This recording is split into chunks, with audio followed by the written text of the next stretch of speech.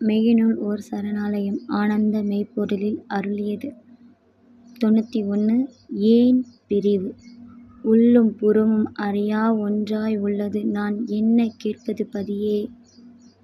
உரித்தரித்த நாடியில் ஓங்கி நிற்கும் சத்தியம் அது. அசத்தியத்தைத் தவிர எனக்கு வேறு ஏதும் தெரியக்கூடாது.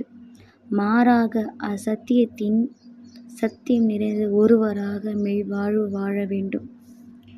என் குறிப்பில் உனையின்றி வேறு யாருடைய நினைவும் இருக்கக்கூடாது.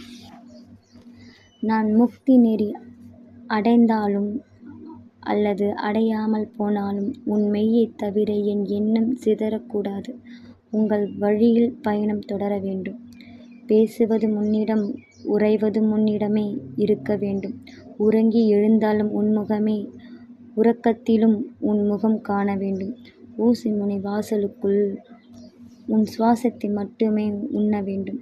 ஆன்மாவை அறிந்தாலும் அறிவின் உச்சத்திற்கே சென்றாலும் உன் மெய்யான மெய்யை மறவா வரம் வேண்டும். அறிவென்னும் ஆடை போட்டாலும் நாணமென்னும் ஊற்று ஆர்ப்பரித்தாலும் நான் என்னும் அகந்தையை என்னிடம் எழா வண்ணம் அருள வேண்டும். நாசி வழியே செல்லும் சுவாசமும் உன் நாமம் சொல்லி போக வேண்டும். வாசி வழியே செல்லும் சுவாசமும் உன் நாமம் சொல்லி போக வேண்டும். ஆதியில் பிறந்தாலும் ஆதியில் வளர்ந்தாலும் ஆதியில் மடிந்தாலும் ஆணவம் என்ற கொடிய நோய் என்னை தீண்டாமை வேண்டும் அரசே.